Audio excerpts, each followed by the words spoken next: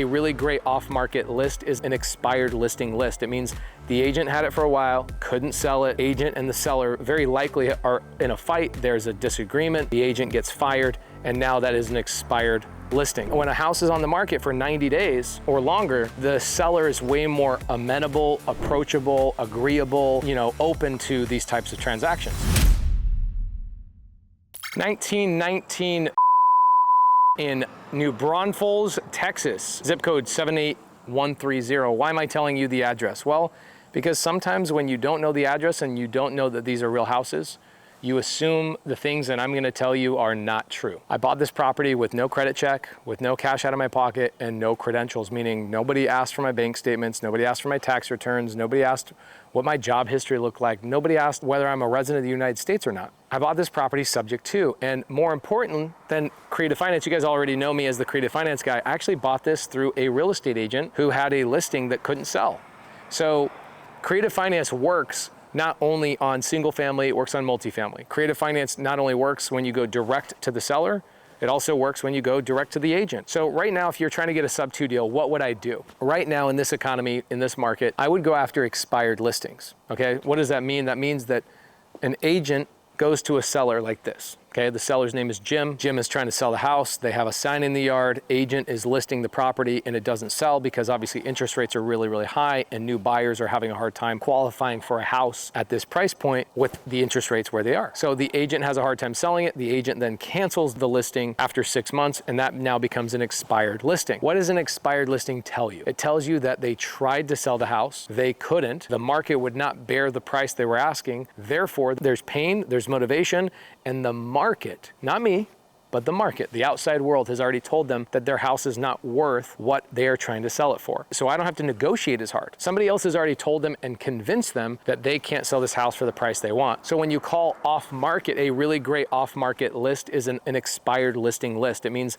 the agent had it for a while, couldn't sell it. Agent and the seller very likely are in a fight. There's a disagreement. The agent gets fired, and now that is an expired listing. So where do you find expired listings? You find expired listings in the training that my wife and I did. Go in the link down below. We have an expired listing training. My wife is an agent. I buy a lot of sub-2 deals with real estate agents. And Ryan is actually the agent on this particular deal. This is the second deal I've bought from him in Texas in the last 30 days. Another one we did on the channel was also one in Texas City. So if you guys see that address, again, same agent. By the way, licensed real estate agent, guys, they do a lot of sub-2 deals. And if you're a real estate agent watching this video saying, oh, sub-2 is not a thing, guys, there's a reason why you're not making a lot of money. I apologize for potentially hurting your feelings, but check this out. Ryan this morning says, my team is going through and pulling data to strictly send you deals. Why is that? Now, I've already talked about expired listings, right? That is off market. On market is where you go to real estate agents like Ryan and you say, hey, Ryan, every time you get an opportunity like this house on 1919 that didn't have a lot of equity but has a really great interest rate and the seller's willing to walk away with almost no cash, I'm definitely your buyer. You could probably buy with one real estate agent that's active in the business, you can probably buy a good 15, maybe 25 deals a year just by working with that real estate agent. This house is the second one just in the last 30 days. I'll probably end up buying 20, 25 deals just from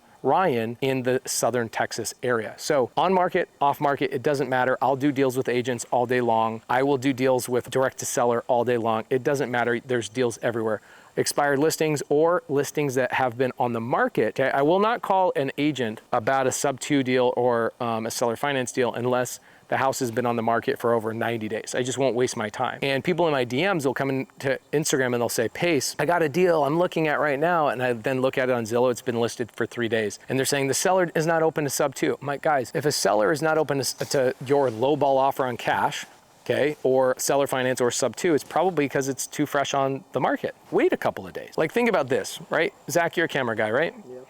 Let's say you see an A7 III on Craigslist. What do you think is a good price to buy your camera at? 18 to 2 grand. Okay, so 1,800 bucks. What if you see something on Craigslist that just was freshly put up on Craigslist today at $2,300? Do you think that guy's going to take $1,800 on day one? No. No, but if he doesn't get an offer by like day 10, right? You can see on Craigslist like how many days it's been on the market. You then call him and go, hey man, it looks like it's not selling. I would give you 1,800. You think he's more likely to then give you 1,800? It's the same thing with on-market real estate. When a house is on the market for 90 days or longer, the seller is way more amenable, approachable, agreeable, you know, open to these types of transactions. Like most of these houses, you don't see a sign in their yard, right? So these are off market. They're not on the market, they're off market. Yeah.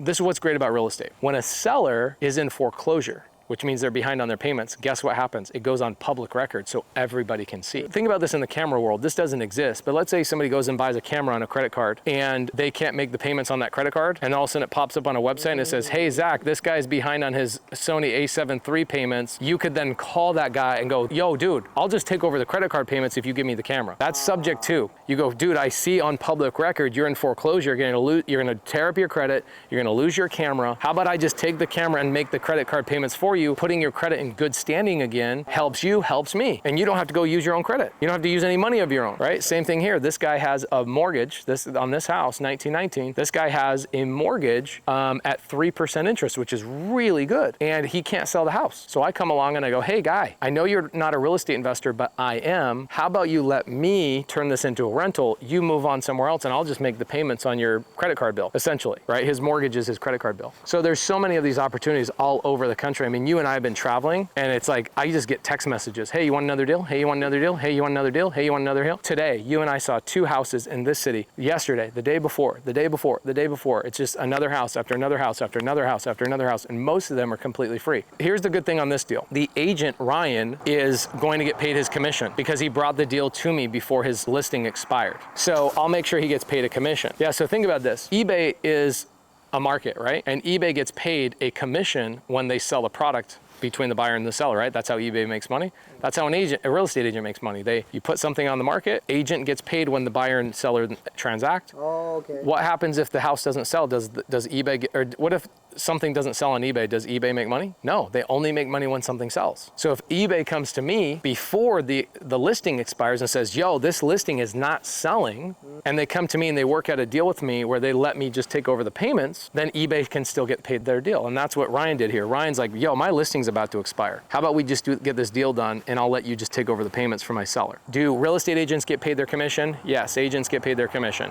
Do I work with real estate agents on sub-2 deals? Yes, that is a myth that agents do not do sub-2 deals. I find that most agents I talk to actually want to do deals. They want to make things happen. They want to pay their bills. The problem is they don't know how to explain things the way that I explain things and make people understand them, like I'm making Zach understand things through camera conversation.